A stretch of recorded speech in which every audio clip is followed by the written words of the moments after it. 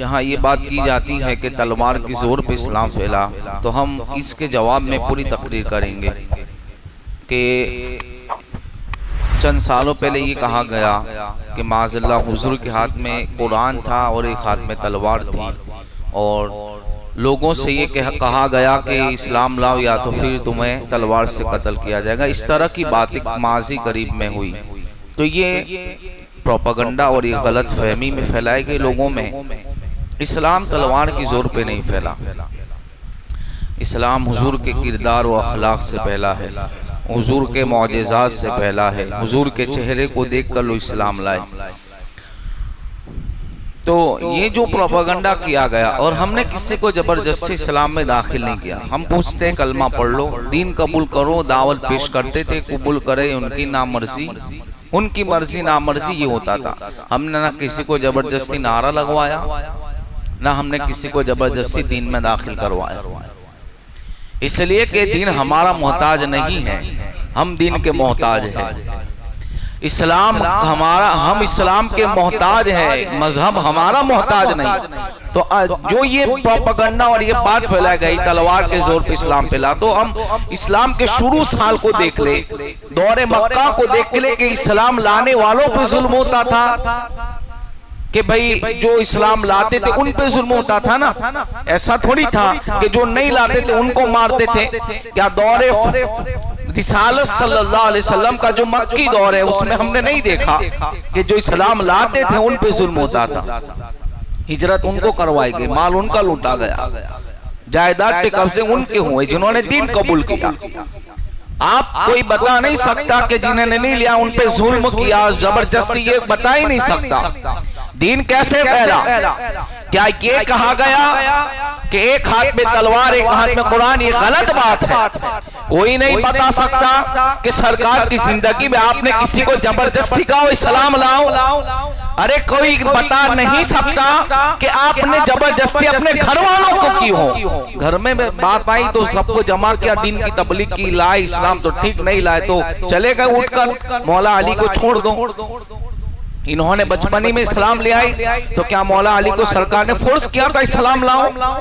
क्या कोई ये बता सकता है कि सिद्दीक अकबर को किसी ने कहा था कि सलाम लाओ, वरना तुम हमारा रिश्ता कट? इसलिए कि सरकार से दोस्ती थी, सरकार सिद्दीक अकबर की बचपन ही से, यानी जवानी के अय्याम से तिजारत के मामलात में। कोई बता नहीं सकता कि सरकार ने ये कहा हो कि ए अबू बकर तुम्हें इस्लाम लाना है वरना हमारे ताल्लुकात खत्म। ये नहीं बता सकते। क्या वो तलवार की जोर पे लाए? क्या उन्हें ये कहा गया था? क्या उन्हें फोर्स किया गया था? क्या उन्हें मेंटली टॉर्च किया गया था कि आप इस्लाम लाओ? नहीं बता सकते। बल्कि सिद्दीक अकबर मुस्तफा की सदाकत को देखकर इस्लाम लाते हैं, मुस्तफा की अमानत को देखकर इस्लाम लाते हैं, मुस्तफा की सच्चाई को देखकर इस्लाम ला सकते हैं। ये कहना गलत है कि हमने इस्लाम तलवार की जोर पे फैलाया। अरे इस्लाम तो फैला है अखलाक़े मुस्तफा से, औलिया के किरदार से, उलमाए उम्मत की मेहनतों से इस्लाम फैला है। हमने कभी ना किसी को जबरदस्ती नारे लगवाने पे मजबूर किया, ना किसी को अल्लाह अकबर कहने पर मजबूर किया।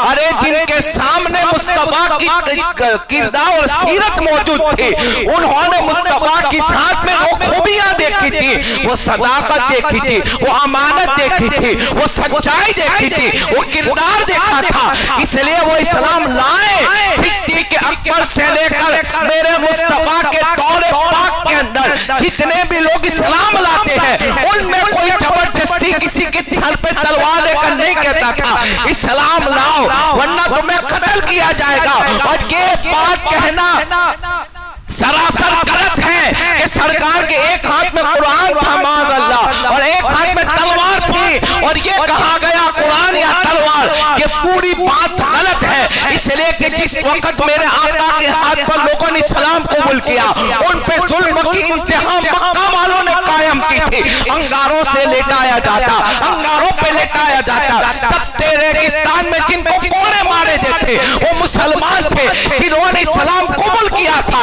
उनके ऊपर हमले किए गए थे। आप बताइए जब असहाबे किराम हुजूर की बारगाह के अंदर आते थे और ये कहते थे या रसूल अल्लाह कि हमें सताया जा रहा है, किसी का सर फटा है, किसी का हाथ टूटा है, किसी के पैर में जख्म है, किसी के सीने पे जख्म कम है। हुजूर उन्हें सब्र की तलकीन करते थे।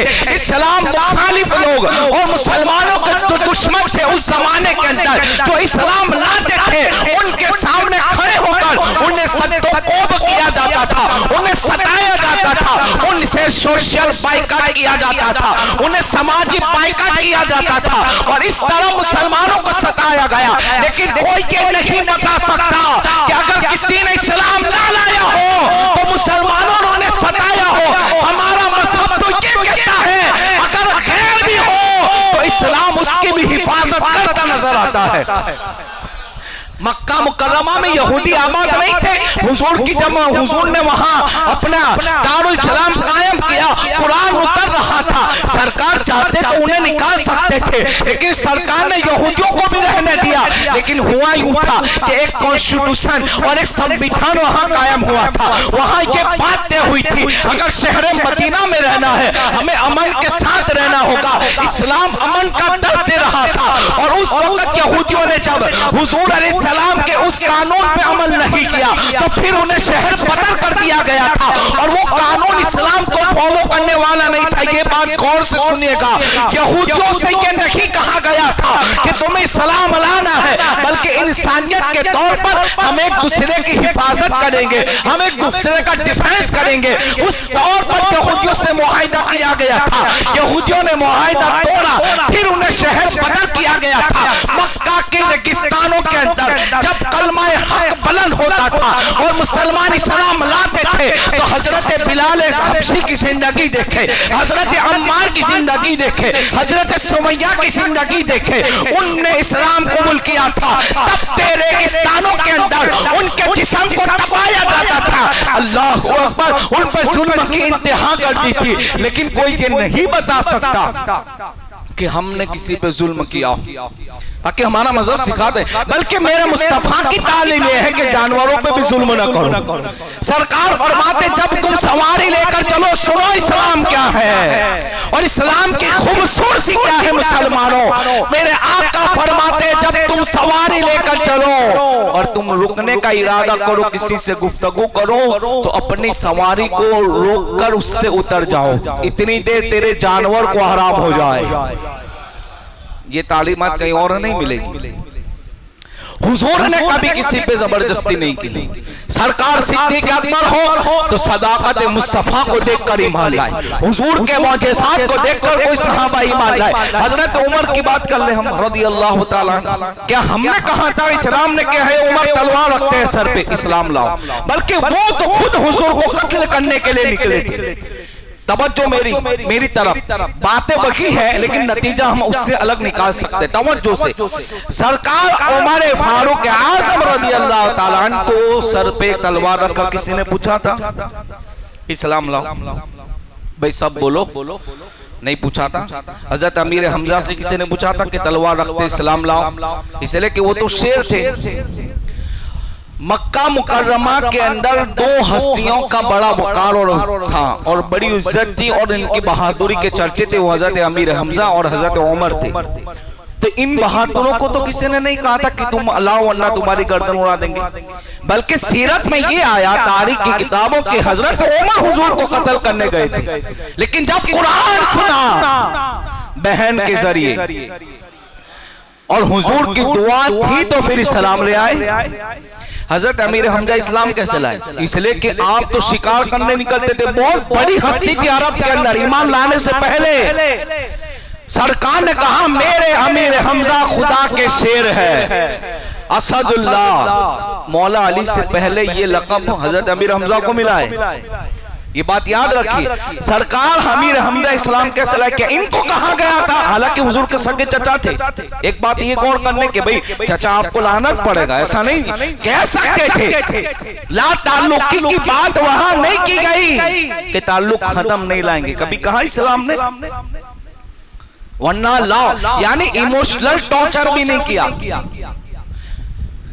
समझ में आया ना? कोई चीज के बारे में कहा कि ये नहीं तो ये किया जाएगा, ना कोई जबरदस्ती, ना किसी की सर पे तलवारें लटकाई गई, बल्कि सरकार अमीर हमजा इस्लाम लाए तो बात यूं हुई कि अबू जहल ने सरकार को इतना जख्मी किया कि सरकार सल्लल्लाहु अलैहि वसल्लम के सर से खून निकलने लगा। अब की चची जान ने यानी हजरत अमीर हमजा की बीवी ने कहा कि आपके भतीजे को अबू जहल ने पीट दिया है। तो हजरत अमीर हमजा तेज में आए और अबू जहल के पास गए और कमान की तीर उठाए और मारने लगे, उसका सर भी फाड़ के रख दिया। और फिर वहां गए और वहां उसको पीट कर सरकार अलैहिस्सलाम की बारगाह में आके कहते या रसूल अल्लाह, आप खुश हो जाए, आपको जिसने सताया था, आपको जिसने मारा था, आपको जिसने खून निकाला था, आज मैं आपका बदला लेकर आया हूं। मेरे आका कहते चचा जान, मैं इस पर खुश नहीं हो सकता, इसलिए कि मुझे सबसे ज्यादा खुशी उस वक्त होगी कि जब मेरे चचा मुझ पर ईमान ले आए। और उसी वक्त अमीर हमजा ने कलमा पढ़ लिया। ओ मुसलमानों बताओ, किसने कहा था उनको गर्दन पे तलवार रखकर इस्लाम लाओ? हम कभी जबरदस्ती किसी से नारे नहीं लगवाते, इसलिए कि अल्लाह का दीन है और उसने घर घर पहुंचाया है। कोई मुसलमान बोली बन के नहीं निकलता कि तुम ये कहो, ये हमारे मजहब की इजाजत ही नहीं है। अरे लाना है तो शौक से आ, नहीं लाना तो तेरी मर्जी। जबरदस्ती दीन ना हमने पहले फैलाया है, ना अब ना आइंदा फैलाएंगे।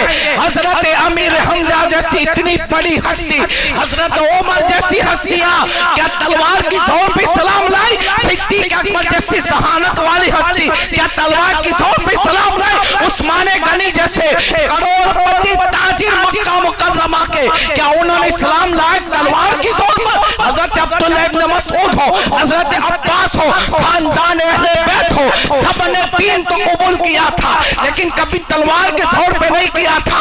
मेरे मुस्तफा के जुमलों के गौर पे किया था, मेरे मुस्तफा के चेहरे को देखकर किया था, मेरे मुस्तफा के किरदार को देखकर किया था। कभी मुस्तफा कहते माफ किया तो लोग इस्लाम ले आते थे, कभी एक नजर वद्दुहा वाले चेहरे पे पड़ जाए तो लोगों के दिल के अंदर हुजूर की मोहब्बत इतनी कट करती थी, मोहब्बत रसूल की वजह से वो इस्लाम लाते नजर आते हैं। और सबसे बड़ी बात, अभी तो ऐलान नबूवत नहीं हुआ था, उससे पहले कई लोग ऐसे थे जो मेरे मुस्तफा को देखते थे, अपना दिल देकर कहते थे हम इस्लाम लाते हैं, हम ईमान लाते हैं।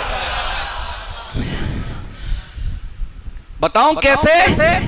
ऐलान 12 साल की उम्र है, तवज्जो, इस्लाम तलवार की जोर पे नहीं फैला। ये जुमला याद रखना, यही तकरीर का अनुमान है। 12 बरस की उम्र है सरकार की। कितने बरस की? और हुजूर ने पहला सफर किया मुल्क शाम की तरफ अपने चचा अबी तालिब के साथ, इसलिए हुजूर के वालिदैन का इंतकाल हो चुका था, आपके दादा का भी इंतकाल हो चुका था। और अबी तालिब जो आपके चचा थे उनके पास हुजूर रहते थे। तो कहा कि हम सफर पे जा रहे, सरकार ने कहा कि मैं भी आपके साथ सफर करना चाहता हूँ। तो कहा नहीं, बहुत दूर है, शाम जाना है, सफर की सोहबतें हैं, तकलीफें हैं, बड़ा जो है सफर थकाने वाला है, आप नहीं कर सकते, आपकी उम्र 12 साल की है। सरकार ने कहा कि ले चले, तो फिर आप तैयार हो गए, ठीक है चलो। अब वहां पहुंचे तो सब दरख्त के नीचे आराम फरमाए। दरख्त के सामने आज भी वो दरख्त है नेट के ऊपर। रेगिस्तान में जमीन देखी हो तो उन्हीं लकीरें पड़ती हैं और तराड़ पड़ जाती है, जमीन को खड्डे हो जाते हैं, सूखी जमीन, कोई दरख्त नहीं। लेकिन वहां भी 1400 साल आज हुए, वो दरख्त आज भी हरा भरा है। हालांकि वो कोई चानस नहीं कि वहां झाड़ हरे भरे हो, लेकिन वो दरख्त है। क्यों? इसलिए कि मुस्तफा जाने रहमत सल्लल्लाहु अलैहि वसल्लम वहां जलवा फरमा हुए थे। अब इस बात को सुने, ये सब पहुंचे वहां, पड़ाव किया, गिरजा घर था सामने, एक बहुत बुरा राहिब रहता था उसने। और ये लोग हमेशा जाते, कोई बस निकल के देखता था फिर वापस चले जाता था। एक दिन ऐसा हुआ कि वो देखने आया तो हुजूर की उम्र शरीफ 12 बरस की है। उसने देखा सरकार के चेहरे को और फिर आसमान में देखा तो एक बादल मेरे मुस्तफा जाने रहमत पे साया किए हुए था, साया किए हुए था। अब ये हैरान हो गया कि मैं जिस दिन का इंतजार कर रहा था, मेरी इंतजार की घड़ियां खत्म हो गई। पूरा दरख्त, अब ऐसा है कि आज भी इतने तरक्की याफ्ता दौर में भी अगर हम सफर करें, धूप हो तो हम साया तलाश करते हैं, झाड़ के नीचे खड़े रहो, किसी के दीवार के साए में खड़े। अब वो तो बेचारे चल के जाते थे सब, तो अब पूरा झाड़ पड़ा है नीचे से, जगह ही नहीं है साए में, सब काफले वाले हैं। अब मेरे मुस्तफा जाने रहमत तशरीफ लाए तो हुजूर सल्लल्लाहु अलैहि वसल्लम तो धूप ही में तशरीफ फरमा हुए। वो राहिब कहता है मैंने देखा कि वो दरख्त अब हुजूर पे साया कर रहा है, यानी दरख्त तो फूल था, अब कैसे साया किया? कहा दरख्त की टहनियां झुक रही थी मेरे मुस्तफा जाने रहमत पर, और साया किया। कहा अब मेरे इंतजार की घड़ियां खत्म। अब इसने अब आया वो काफले वालों के पास और कुछ सवालात की और कहने लगा आज रात को सबकी दावत मेरे घर पे। इसने ये कह दिया, क्या कहा? आज रात को सबकी मेरे घर दावत। अब सब के सब अब वो ताज्जुब में थे कि इतने सालों से हम सफर करते, कभी ये तो भाव भी नहीं पूछता ना, दावत खिलाता है। तो कहा हम उससे पूछते हैं कि ये लोग सब गए कि आखिर बात वजह क्या है? हम इतने सालों से सफर करते, तेरे गिरजा के सामने हमारा कयाम होता है, हम ठहरते हैं, थकान उतारते हैं, कभी तूने दावत नहीं को, अब तू दावत कर रहा है। तो कहा एक खास बंदा है मैं जिसकी तलाश में था, बस उसी के लिए दावत, बस उसी के लिए। यानी कौन? मेरे आका ताजदार कायनात, ये है। अब वो कह रहा कि बस उन्हीं के लिए, अब नाम नहीं कहा, बस इसने कहा कि बस खास दावत सब आए। अब सब आए रात के वक्त, इसने सबको देखा तो कहा कोई रह गया?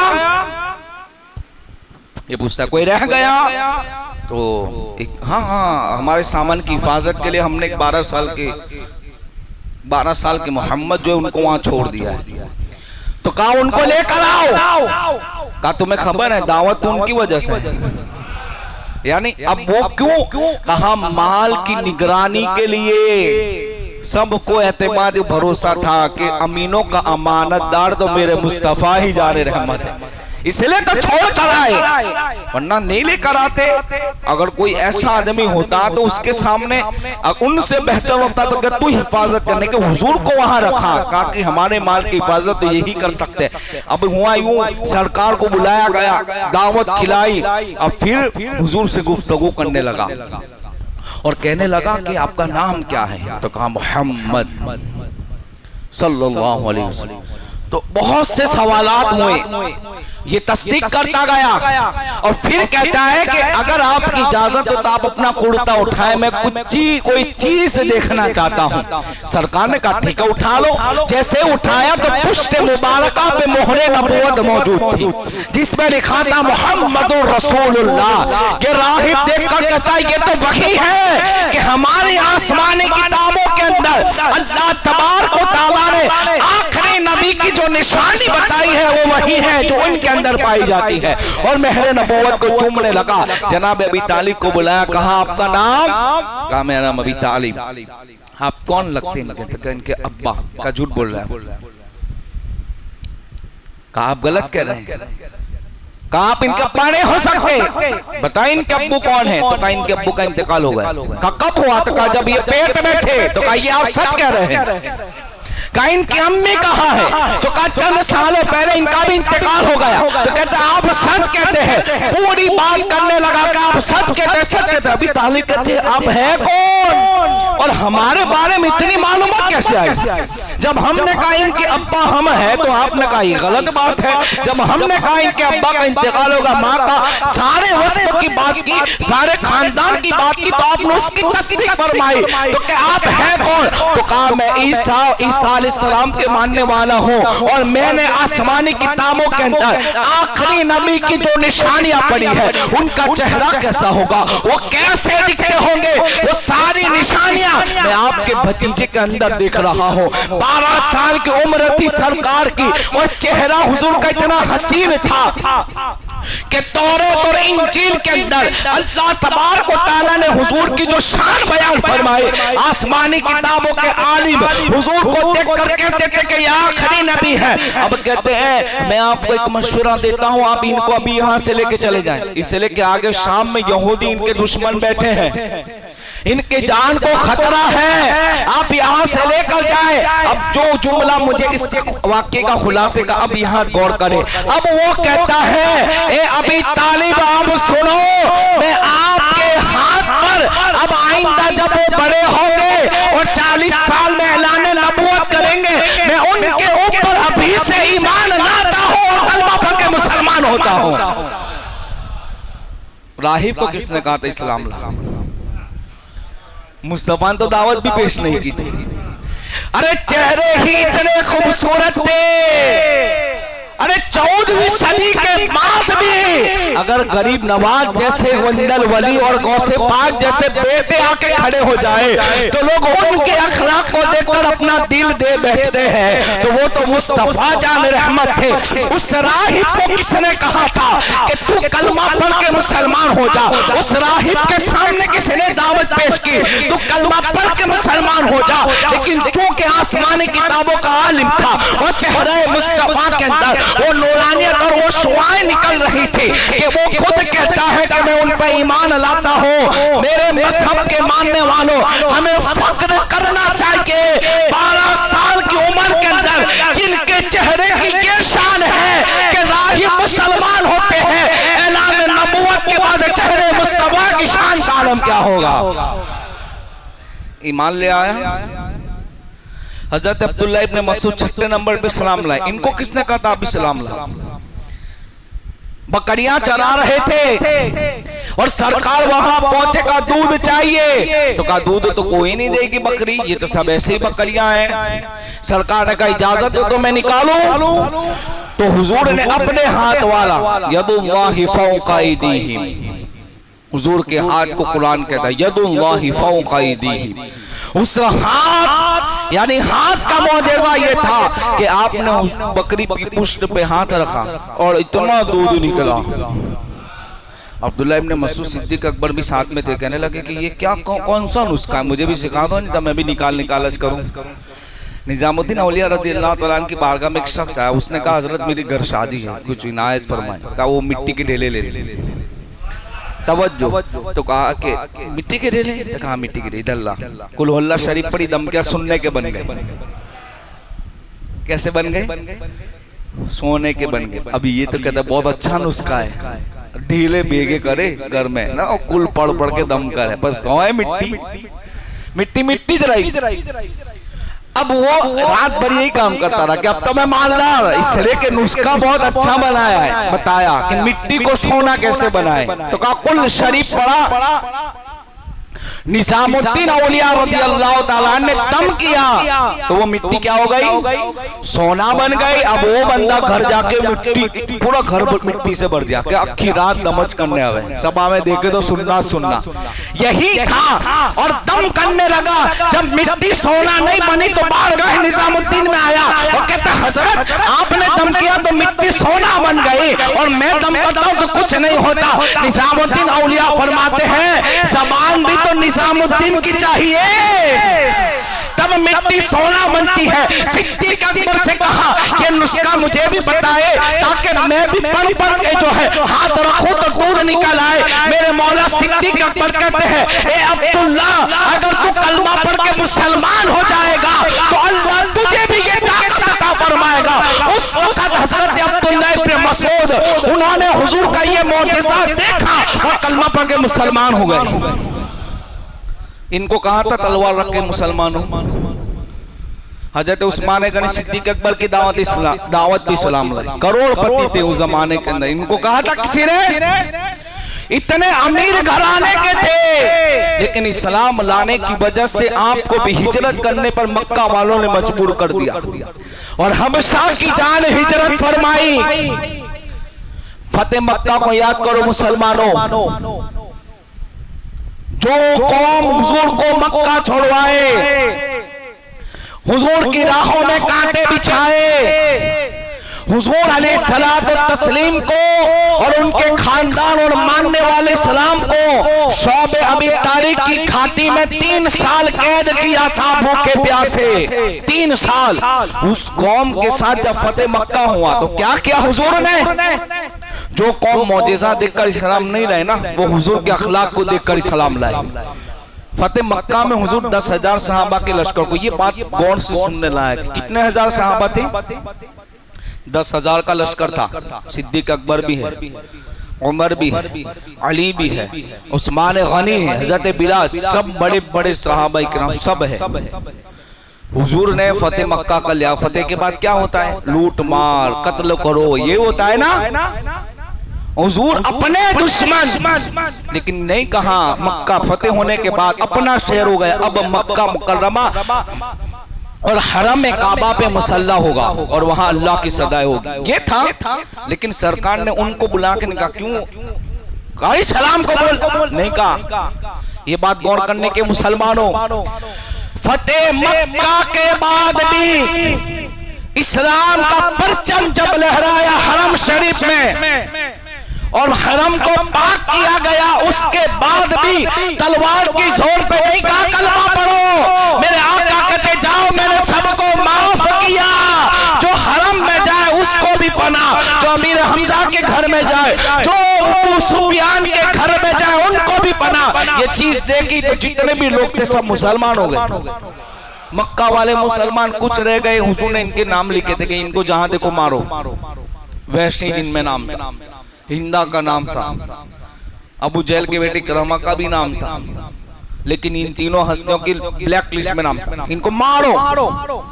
लेकिन अगर आप उनकी उस वक्त के हालात को देखे तो कोई ने मार के नहीं कहा कि इस्लाम ला। हिंदा के बारे में आया तो कहा उन्होंने भी इस्लाम कबूल कर लिया। कहो सुभान अल्लाह। हिंदा, हजरत हिंदा अबू सुफियान रज़ियल्लाहु ताला अन्हु की बीवी, ये भी सलाम ले आई। हजरत इकरमा अभी सलाम नहीं लाए हैं, अबू जहल का बेटे। सरकार उनके पास गए, आंखों पे हाथ रखा, ठंडक सीने में महसूस हुई और कहा अबू इकरमा इतने खूबसूरत जिस्म को क्यों जहन्नम में जलाते हो? जब ये बात कही तो वो भी मेरे मुस्तफा पे कलमा पढ़ के सलाम ले आते। अबू जहल का बेटा, अबू जहल का बेटा, इनको तलवार लेके नहीं कहा कि तेरे बाप ने मेरे साथ ये किया। कोई नहीं बता सकता। इनको जबरदस्ती कभी हमने नहीं कहा कलमा पढ़ो, सरकार ने खाली हाथ रखे थे सलाम ले आए और रह गए वहशी ओहद की जंग में जिन्होंने अमीर हमजा को शहीद किया था। हुजूर बहुत रोए थे, अपने चचा से बड़ी मोहब्बत थी। सरकार जितना उनकी शहादत पर रोए कभी नहीं रोए, हुजूर बहुत रोए। इतनी मोहब्बत थी हजरत अमीर हमजा रज़ियल्लाहु ताला से। ये इनको भी ढूंढ रहे। अब लोग कह रहे हैं कि आपकी तो ब्लैक लिस्ट में नाम है। तो अब उस जमाने में ऐसा था कि जो जितने बड़े हाथों से मारा जाए ना, इसका नाम इतना होता था। उस जमाने में ऐसा होता था कि अगर कोई आदमी किसी को कत्ल कर दे, मारने वाला बहुत बड़ा है, जिसका नाम होता था कि इसको इसने मारा, इसने इसको मारा। तब ये सोचने लगे कि अब मैं क्यों छोटों के हाथों से मारूं, मैं हुजूर की बारगाह में ही चला जाता हूँ, मुझे मार दो। हजरत वैशी वहां पहुंचे, सरकार सल्लल्लाहु अलैहि वसल्लम की बारगाह के अंदर, और सरकार अलैहिस्सलाम चूंकि बड़ी मोहब्बत थी, इनको देखा भी, कहा कौन? तो कहा वैशी वही कि जिन्होंने मेरे चचा का शहादत की। हुजूर अलैहिस्सलात व तस्लीम चाहते तो कह सकते थे कलमा पढ़ो, ईमान लाओ। सरकार ने कहा माफ किया। और उस वक्त आप कहते हैं मैं कलमा पढ़ के मुसलमान होता हूं, और कहते हैं या रसूलल्लाह अगर आपने माफ किया और आखिरत में मुझे कुछ ना मिला, अल्लाह ने माफ ना किया, तो सरकार कहते हैं मैंने माफ किया तो मेरा रब भी माफ फरमा देगा। अब ये भी कलमा पढ़ के ला। अब बताओ इनकी गर्दनों पे किसने तलवार रखी? बताओ, कोई बता सकता है? इनके हाथों में, इनके चेहरों के ऊपर या गर्दनों पे तलवार रखकर क्या कहा गया कि कलमा पढ़ो? जब मक्का मुकर्रमा के 5 साल पूरे हुए, इसको सुनो गौर से, ये हुजूर की खूबसूरत जिंदगी है, सीरत के कुछ अबवाब है, ये फिर बाद में मौका नहीं याद आया तो बता दो। 5 बरस जब हुजूर के ऐलान नबूवत के हो चुके, बहुत जुल्म हो चुका, तो फिर हुक्म आया कि अब महबूब क्या तो हिजरत करे। तो ये बात याद रखे, सबसे पहले हिजरत मदीना शरीफ की नहीं है, सबसे पहले हिजरत हबशा हुई, और हुजूर ने बताया कि वहां जाओ, वहां के बादशाह नरम दिल है। कि हबशा आज अफ्रीका का एक इथोपिया शहर है। अफ्रीका खंड का, अफ्रीका एक खंड है, देश नहीं है। उसमें और जितनी कंट्रियां हैं वो छोटे छोटे देश है। तो जैसे एशिया खंड है ऐसा अफ्रीका खंड है। हम कहते हैं ना अफ्रीका, तो वो अफ्रीका कोई एक मुल्क नहीं है, वो खंड है। एशिया खंड, उसमें भारत, पाकिस्तान, बांग्लादेश, म्यांमार, भूटान, चीन, ये श्रीलंका, ये सब एशिया है। इसी तरह अफ्रीका एक खंड है, वहां इथोपिया एक शहर है। वहां एक इथोपिया एक शहर है, उसके अंदर सरकार ने हुक्म दिया कि वहां जाके हिजरत करो। कश्तियों के जरिए जिद्दा से असहाब किराम रवाना हुए। उनमें हजरत उस्मान गनी और जाफर तैयार रज़ी अल्लाह तआला भी मौजूद थे और असहाब किराम मौजूद थे। अब देखो ये मजबूर किसने कहने को? ये लोग यूं चाहते थे कि या रसूल अल्लाह, हम हमारे ईमान और अकीदे की हिफाजत के लिए शहर छोड़ रहे हैं, ये कुर्बानियां हैं, और हम इसलिए शहर छोड़े कि हम सुकून की वहां सांस ले और अल्लाह की इबादत करें। यहाँ तो मारपीट होती, अल्लाह का नाम नहीं ले सकते। इस्लाम कबूल करने वालों पे जुल्म किया गया, नहीं करने वालों पे नहीं किया गया। और ये पूरा काफिला, उसमें हजरत उम्मे हबीबा भी है, हजरत उस्मान गनी है, इतनी बड़ी हस्ती, इतनी, और हजरत उस्मान गनी के एहसानात थे मक्का मुकर्रमा के लोगों पर, बहुत फाल थे। अभी ईमान नहीं लाए, इसलिए इससे पहले भी लोगों के घर की शादियां आप करवाते थे, लोगों के माल का खर्चा, काम जितना भी खर्चा खुद उठाते। ऐसी हस्ती को भी इन लोगों ने नहीं छोड़ा और मक्का से निकलना पड़ा इनको। अब सोचे कि जिनके गर्दनों पे एहसान लटक रहा था उनको भी इन्होंने नहीं छोड़ा और हिजरत करने पर, बाहर हिजरत करने पर उनको मजबूर किया और करना पड़ी इनको हिजरत। अब जब वहां वो पहुंचे नजाशी बादशाह के दरबार के अंदर, तो यहाँ मक्का मुकर्रमा में पेट दुखने लगा। कहा कि वहां जाओ और उनको वापस लेकर आओ। अमर बिन आस बड़ी जहानत और फतानत वाले थे, बाद में ईमान लाए। अब ईमान नहीं लाए, मुशरिकों की तरफ से नजाशी बादशाह के बारगाह में गए, कहा कि हमारे आदमी आपके शहर में आए हैं, आप इनको यहाँ से निकालो, इनकी बुराइयां ये है, गलत प्रोपेगेंडा वहां शुरू कर दिया। नजाशी बादशाह चूंकि नेक था, अच्छा आदमी था, कहा इनको भी बुलाओ, तुम्हारी भी सुनेंगे, इनके भी सुनेंगे। अब जब हजरत जाफर और सब हजरत उस्मान गनी सब आए, तो उन्होंने कहा कि हम इस्लाम और ईमान की हिफाजत के लिए तेरे शहर में आए, इसलिए कि तेरा शहर अच्छा है। ये बातें होने लगी। अल मुख्तसर ये कि नजाशी बादशाह ने कहा जाओ ए मुशरिक मक्का, तुमको भी रहने दो, इनको भी रहने दो, अब ये मेरे शहर ही में रहेंगे, ये महान नहीं जाएंगे। अब रात के वक्त इनकी और मीटिंग हुई, कहा एक आखिरी तीर फेंकते हैं, निशाने पे लगा तो ठीक। अब देखो प्रोपेगेंडा कैसे किया गया। कल हम इनको दोबारा बुलाएंगे और इनको, चूंकि नजाशी बादशाह ईसाई है, हम ईसा अलैहिस्सलाम के बारे में मुसलमानों से बात करेंगे। हो सकता है कि ये निशाना तीर लग जाए निशाने पे और वो बादशाह इनको निकाल दे कुछ बातें सुनकर।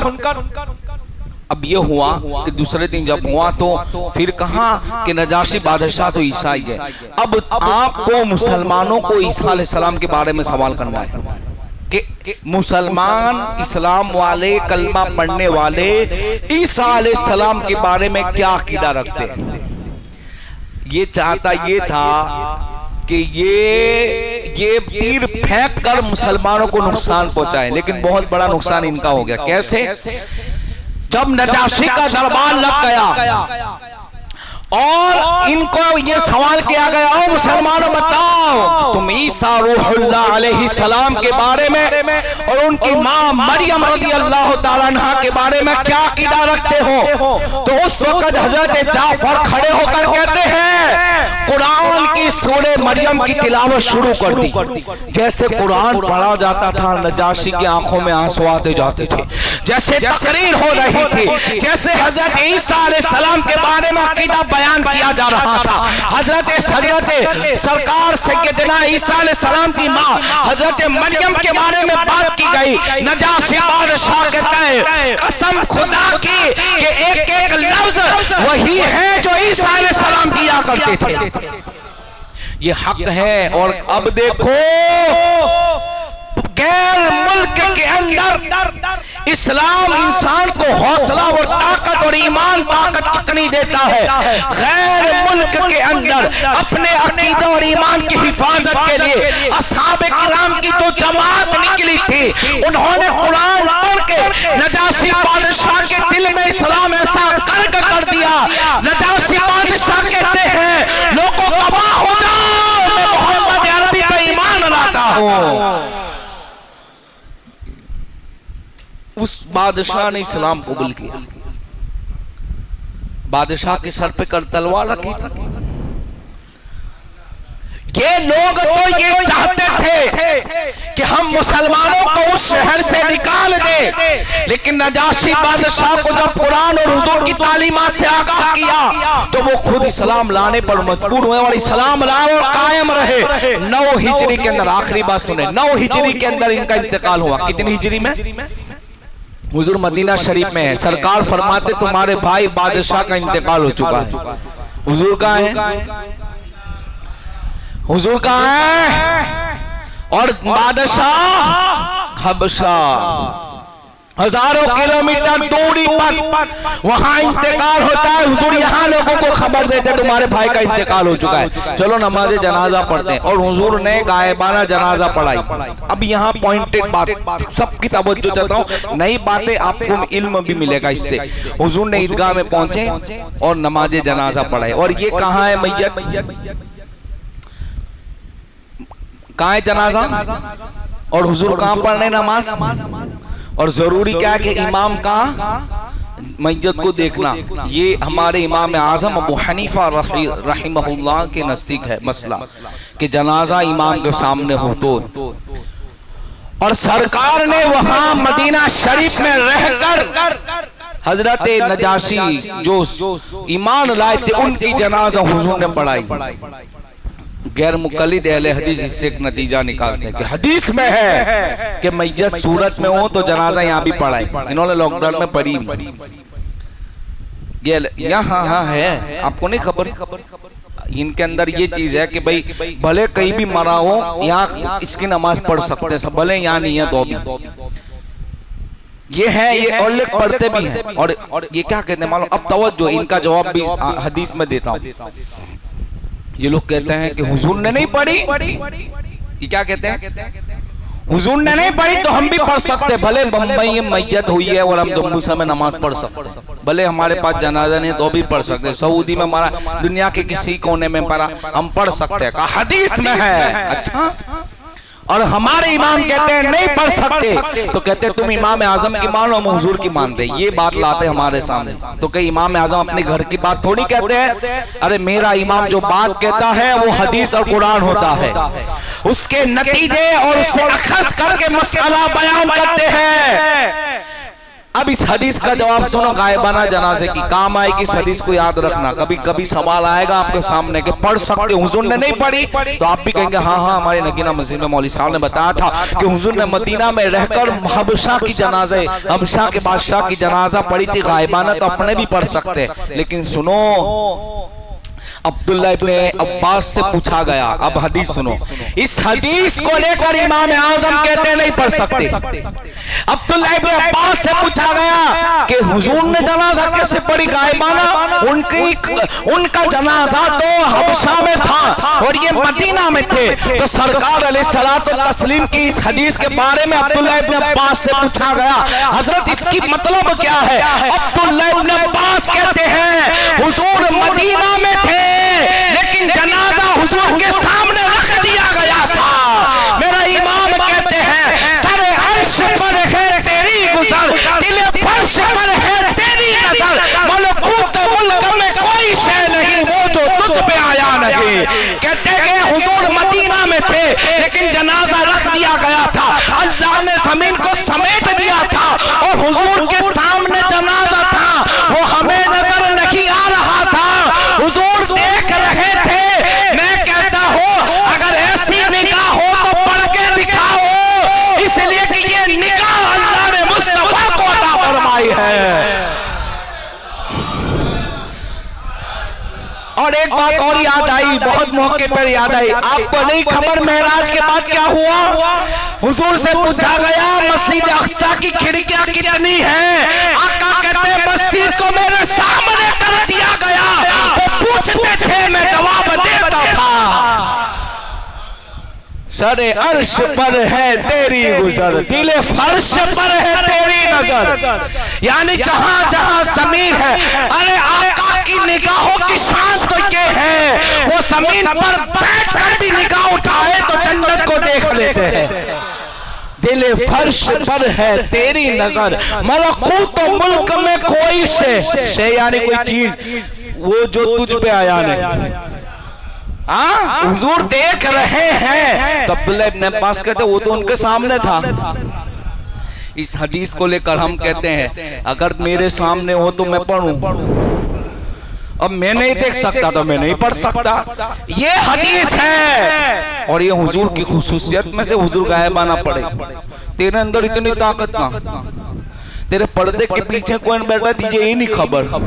ये तो हुजूर की निगाहें थी, बैठे मदीना में थे और देख हबशा में रहे थे। और ये फरमाते अल्लाह ने जमीन लपेट दी थी। तो ये नजाशी बादशाह, उनकी जनाजा हुजूर ने पढ़ा, इन्होंने दीन कबूल किया।